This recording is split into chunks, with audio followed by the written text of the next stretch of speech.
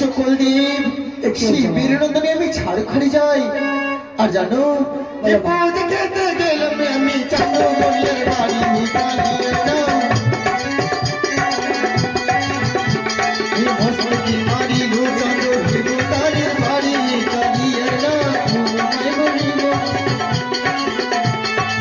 জানো পূজা খেতে গেলাম আমি চাঁদো বনিয়ার বাড়ি মারিল চাঁদো তালির বাড়ি জানো না সৌভাগ বসে আমি বড় বড় গাল করেছি।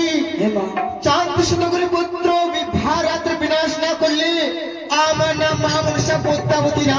কি বলছো মা? হে না আমার বেশি তবে দেবতা চর্চর কবে কোচে বড় কাছের মানে আমি যেদিকে যাই সেদিকে জ্বলিয়ে পুড়ে ছাই যাই। তুমি আদেশ করো আমি বিনাশ করে আসবো তোমার চরণে মা। না না না না চাঁদুর বিনাশ করতে হবে না। তুমি নিজের করে চাঁদুরকে বিনাশ করে দাও, তাহলে আমার পুজোটা কে দিবে? তুমি না জানো না বাবা বলেছে পদ্মাবতী গাছের ফল খাইও কিন্তু গাছের মূল তুমি কখনো খাইও না।